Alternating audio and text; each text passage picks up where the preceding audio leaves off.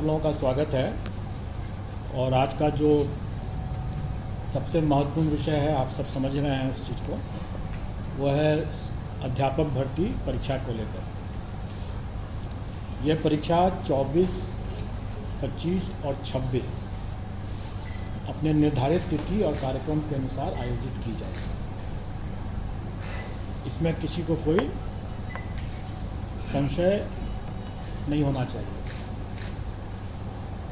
फिलहाल के हिसाब से वो अपने निर्धारित कार्यक्रम के हिसाब से ही वो आयोजित की जाएगी। जो भी अभ्यर्थी इसमें आवेदन दिए हैं वो सभी के सभी इसमें भाग लेने के लिए अधिकृत हैं, वो भाग ले सकते हैं। आप सब लोगों को जानकारी दे दूं कि हम लोग परीक्षा के स्टेज पर हम किसी भी अभ्यर्थी की पात्रता या उसकी पात्रता नहीं है, इसकी जांच नहीं करते हैं।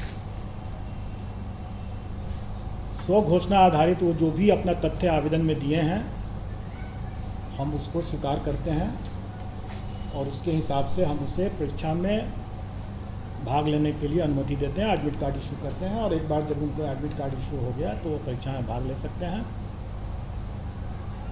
और डॉक्यूमेंट वेरिफिकेशन का जब स्टेज आता है, उस समय हम चेक करते हैं कि वो जो दावा किए हैं कि वो योग्य हैं, पात्र हैं, उसके बारे में उनके डॉक्यूमेंट वेरिफिकेशन के समय में हम चेक करते हैं।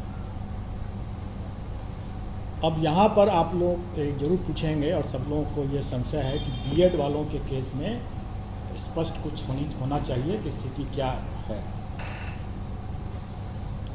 देखिए, आप लोगों ने माननीय सर्वोच्च न्यायालय का जो आदेश देखा होगा, उसके पेज 45 में के अंतिम पैरा में स्पष्ट लिखा हुआ है कि राजस्थान गवर्नमेंट ने बीएड अभ्यर्थियों से आवेदन नहीं लिया, उनको रोक दिया आवेदन देने से।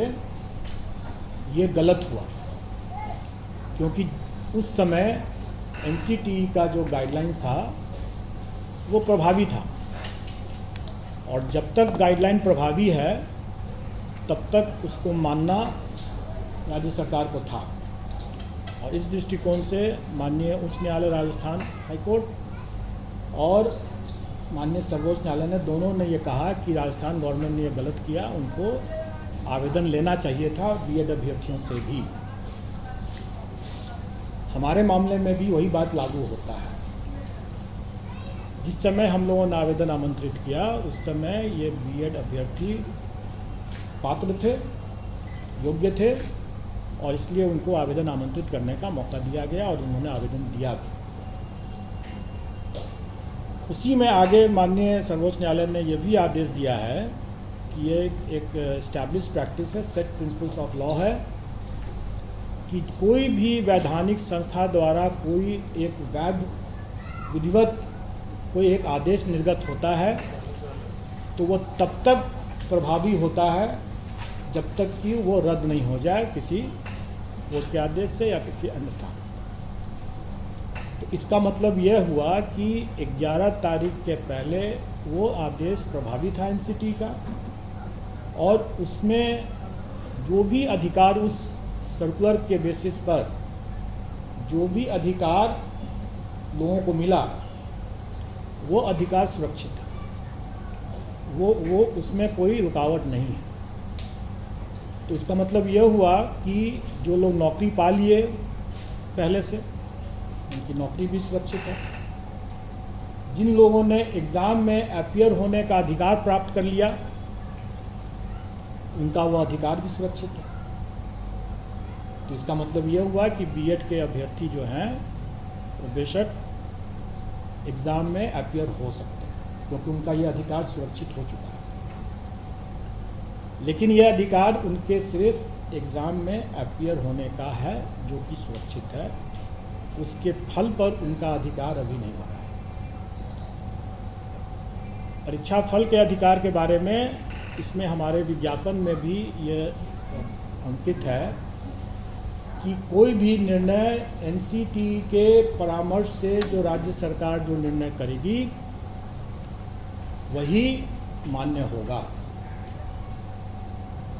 क्योंकि हम लोग एनसीटी से गाइडेड होते हैं। और जैसा कि मैंने पहले बताया कि पेज 45 सुप्रीम कोर्ट के ऑर्डर के लाइट में कि राजस्थान सरकार को भी एनसीटी के आदेश को मानना चाहिए था, क्योंकि वो उस समय प्रभावी था और हम लोग भी उसी को मानते हैं। और एनसीटी का गाइडलाइन जो भी रहेगा, राज्य सरकार का जो भी उस पर जो निर्णय होगा वही अंतिम निर्णय हो, वही मान्य होगा। ये सबको मानना है। तो इसके संबंध में जब स्थिति आएगी कि परीक्षा फल के संबंध में कि उनकी पात्रता बनती है कि नहीं बनती है, इसके संबंध में जो भी निर्णय होगा वो उस समय उसके परीक्षा फल को प्रभावित करेगा। अब एक जैसा आप लोगों ने पाया ही होगा कि माननीय सर्वोच्च न्यायालय ने राइट टू एजुकेशन को राइट टू क्वालिटी एजुकेशन भी माना है। स्वाभाविक है और आप सब लोग अवगत हैं कि राइट टू लाइफ, जीवन का अधिकार, ये शिक्षा के अधिकार के पहले से ही हमारे संविधान में जीवन का अधिकार जो है एक मौलिक अधिकार के रूप में पहले से उपलब्ध है। और माननीय सर्वोच्च न्यायालय ने ही अपने खुद के बहुत से आदेशों में इसको विस्तारित करके ये भी कहा है कि राइट टू लाइफ जो है वो right to live with dignity को भी उसमें ऐड किया है। और ये अधिकार जो मौलिक अधिकार है जो कि राइट टू एजुकेशन के पहले से है। जैसा आपने अभी देखा कि during the currency of the circular, मतलब जो जब तक एनसीटी का वो सर्कुलर वैलिड था तब तक जो अधिकार मिल गया कैंडिडेट्स को, वो अधिकार सुरक्षित होना चाहिए। तो मेरा ये व्यक्तिगत ओपिनियन है, अभिमत है कि जीवन का अधिकार जो उन्हें मिला कि हम बीएड करके ब्रिज कोर्स के रास्ते से हम अपने इस अधिकार का पालन कर पाएंगे, इसकी पूर्ति कर पाएंगे, अपना आजीविका अर्जित कर पाएंगे। ये अधिकार जो मुझे मिला, ये अधिकार वर्तमान में शायद उसका हनन हो जा रहा है। तो अगर कोई अभ्यर्थी, मैं नहीं जानता हूँ कि वो कितना सही है कि नहीं है सही है, लेकिन अगर कोई अभ्यर्थी अगर इन सब बिंदुओं को या अपने विधि परामर्श लेकर के अगर अपना कोई दावा या पुनर्याचिका अगर माननीय सर्वोच्च न्यायालय में दायर करते हैं तो हमें उसके फलाफल के लिए प्रतीक्षा करना पड़ेगा और उसके फलाफल से ही प्रभावित होगा उनका परीक्षा फल। तो इसका मतलब यह हुआ कि अभ्यर्थी क्या अपना लीगल रिकोर्स लेते हैं, क्या एनसीटी आदेश करती है या क्या राज्य सरकार अध्यादेश या वगैरह वगैरह जो भी लेकर के आती है, उससे उसका परीक्षा फल प्रभावित हो सकता है और हम उसका बिल्कुल अनुपालन करेंगे। अब तब ये प्रश्न आप लोगों के मन में जरूर उठता होगा कि जब इतना संशय है तो फिर अभी परीक्षा को क्यों नहीं टाल दिया जाए। स्वाभाविक है ये सबके मन में ये सवाल उठेगा और इसका उत्तर भी माननीय सर्वोच्च न्यायालय के इसी आदेश में छुपा हुआ है। माननीय सर्वोच्च न्यायालय ने ये अपने पेज 35 से 36 में ये कहा कि जब आपके पास में डिप्लोमाधारी पर्याप्त संख्या में उपलब्ध थे तो आपको बीएड के साथ ब्रिज कोर्स के साथ उसको अलाउ करने का कोई औचित्य नहीं था। ये साफ साफ उसमें लिखा हुआ है कि और इसी कारण से भी यह रद्द हुआ क्योंकि आपको याद होगा, जानकारी होगी कि केवीएस ने शिक्षकों की कमी के कारण से यह प्रस्ताव दिया था ये अनुरोध किया था, जिसको एनसीटी ने मान लिया।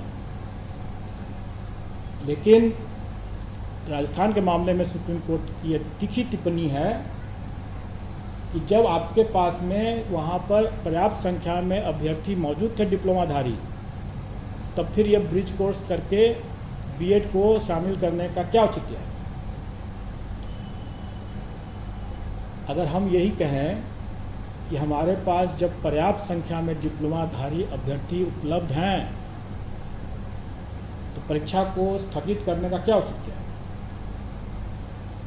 तो क्या हम ये एक मेरा क्या ये माननीय न्यायालय का मानना नहीं माना जाएगा कि हम जानबूझ करके, जबकि माननीय सर्वोच्च न्यायालय ने कह दिया साफ साफ कि आपके बीएड अभ्यर्थी नहीं एलिजिबल है इसके लिए, तब उनके लिए आपकी प्रतीक्षा रखते हुए आपने डिप्लोमाधारी के अधिकार का क्यों हनन किया। इसलिए हम डिप्लोमाधारी के अधिकार का हनन नहीं करेंगे, माननीय सर्वोच्च न्यायालय के अवमानना का भागी नहीं बनेंगे। माननीय सर्वोच्च न्यायालय ने जिस तीखी टिप्पणी को अपना आधार बनाया है, हम उसी तीखी टिप्पणी के आलोक में ये कहेंगे कि हम परीक्षा को नहीं टालेंगे। जी हाँ दोस्तों, जैसा कि बीपीएससी चेयरमैन अतुल प्रसाद का कहना है कि बीएड धारी एग्ज़ाम में बैठेंगे और एग्ज़ाम होगी, सबों का एग्ज़ाम होगी, जो टाइम और जो डेट दिया हुआ उस पर एग्ज़ाम होगी। इसका कहना ये है कि कोर्ट का आदेश से पहले बीएड धारी ने फॉर्म फिलअप किया था तो उसका एग्ज़ाम होना तय है, लेकिन इसने स्पष्ट कर दिया है रिजल्ट की कोई गारंटी नहीं है।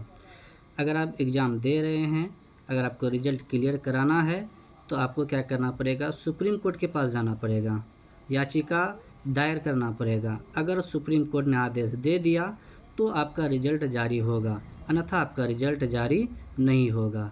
यानी कि इधर से हो या उधर से हो, बीएड वालों का फंसना तय है इसमें। अब यहाँ पे देखिए सीधा स्पष्ट कर दिया, आप एग्ज़ाम दीजिए, रिजल्ट के लिए आप सुप्रीम कोर्ट के पास जाइए। अगर आपकी अर्जी स्वीकार कर ली जाएगी तो आपका रिजल्ट प्रकाशित होगा, अन्यथा आपका रिजल्ट प्रकाशित नहीं होगा। तो आप लोग को ये स्पष्ट कर दिया गया है। देखिए और क्या कह रहे हैं। पात्र हैं या नहीं पात्र हैं, ये हम डॉक्यूमेंट वेरिफिकेशन के समय करते हैं। उसके पहले हम मान के चलते हैं कि जो भी उन्होंने दावा किया है वो सही है और हम उसके हिसाब से अपना मेरिट लिस्ट बनाते हैं।